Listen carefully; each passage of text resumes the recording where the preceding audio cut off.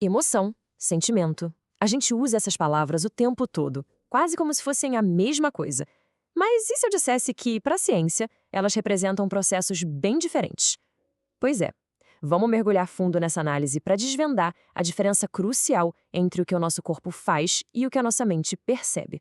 Essa é a pergunta de 1 milhão, né?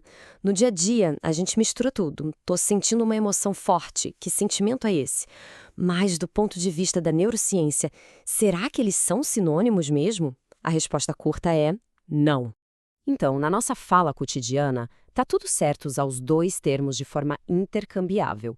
Mas, como o neurocientista Antônio Damasio aponta, a ciência precisa de precisão. E aqui ela traça uma linha muito, muito clara entre os dois.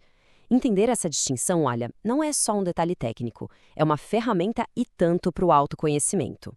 Vamos começar pela base de tudo, pelo que acontece primeiro, pelo que é mais físico e visível: a emoção. É aqui que o espetáculo começa. Damasio nos convida a pensar na emoção não como uma ideia abstrata, mas como uma ação. Pensa nisso como um programa de computador que roda no nosso corpo. É uma performance. É o coração que dispara, os músculos que se contraem diante de um perigo, a respiração que fica curta. É o corpo em cena. E por ser uma ação corporal, o ponto central é que a emoção é pública. Dá para ver uma parte dela no rosto de alguém, na postura, no tom de voz. É um evento físico que a gente pode observar e até medir com aparelhos.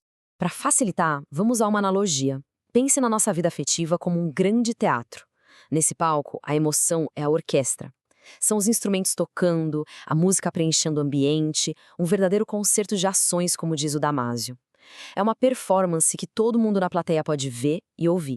Ok, a orquestra está tocando, agora vamos ver como essa música, essa performance corporal, se transforma no nosso segundo conceito, o sentimento.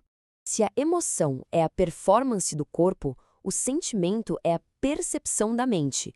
É a experiência privada, interna daquele concerto todo.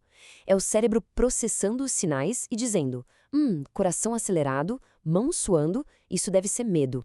Ou seja, é a mente dando um nome, uma legenda, para a música que o corpo está tocando. E é aqui que a coisa fica interessante. Um sentimento é totalmente privado. O corpo pode estar exibindo uma emoção de alegria, com um sorriso no rosto, mas a mente pode estar vivenciando uma tristeza profunda. É a nossa vida interior, um teatro particular onde só a gente tem acesso ao roteiro. Voltando para o nosso teatro, se a emoção é a orquestra lá no palco, o sentimento é a audiência. Cada pessoa na plateia está ouvindo a mesma música, mas a experiência de cada uma, a forma como a música toca, a empolgação, a melancolia é única, interna e completamente subjetiva. Isso tudo nos leva, então, a uma sequência de eventos que não é aleatória. Existe uma ordem muito clara, uma lógica que a neurociência moderna nos ajudou a decifrar. Esse quadro aqui resume a ópera. De um lado, a emoção. É sobre comportamento ao corpo, é público, é uma reação rápida. Do outro, o sentimento.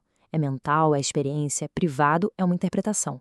São dois lados da mesma moeda afetiva, mas um sempre vem antes do outro. E a ordem dos fatores aqui altera o produto, viu? Primeiro, vem o estímulo, algo que acontece.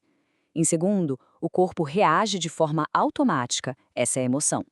E só então, em terceiro, a mente percebe essas mudanças e as interpreta como sentimento. A regra de ouro é: corpo primeiro, mente depois. Pensa só, a gente não chora porque está triste. Para a neurociência, a gente se sente triste porque o nosso corpo já iniciou a ação de chorar. É uma virada de chave no nosso modo de pensar. E essa ideia não surgiu do nada, ela foi evoluindo. Lá na filosofia antiga, a emoção era vista como algo selvagem que a razão precisava domar. Já no século XIX, algumas teorias começaram a sugerir que, na verdade, a gente sente as coisas porque o nosso corpo reage. E hoje a neurociência moderna, com pessoas como o Damasio, refina e comprova essa sequência com muito mais detalhes. Tá, mas por que tudo isso importa na prática? Por que saber essa diferença vai além de um papo-cabeça? Porque, na verdade, isso tem implicações gigantescas no nosso dia a dia. Porque essa dança entre corpo e mente molda tudo. Damasio argumenta que a nossa sociedade inteira, nossas leis, nossa arte, nossos conceitos de justiça e moralidade, tudo isso é fruto da nossa tentativa de organizar e dar sentido a essa complexa vida afetiva. No fundo, somos sociedades construídas sobre sentimentos. E aqui vem o pulo do gato. Se o sentimento é a leitura que a mente faz da emoção do corpo, isso quer dizer que existe um espaço, um intervalo, mesmo que minúsculo, entre a reação física e a nossa interpretação. E é nesse espaço que mora a nossa liberdade. A liberdade de escolher como vamos responder àquilo, em vez de sermos apenas reféns da reação automática. Então, como a gente usa essa liberdade? A psicologia oferece um caminho prático. Primeiro, reconhecer. Observe as reações do corpo e tente dar um nome para isso.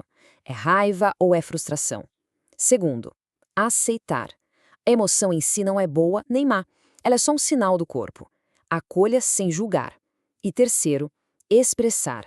Decida como você vai comunicar o que está sentindo de forma construtiva, em vez de deixar a emoção pura tomar as rédeas. E isso tudo nos deixa com uma reflexão final bastante poderosa. Se os sentimentos são as histórias que a nossa mente conta sobre o que acontece no nosso corpo, isso faz de cada um de nós um autor. A grande questão é, vamos ser apenas transcritores passivos dessas reações ou podemos nos tornar autores mais conscientes, capazes de editar e reescrever as nossas próprias histórias internas? A resposta para essa pergunta define não apenas como nos sentimos, mas no fim das contas, quem escolhemos ser.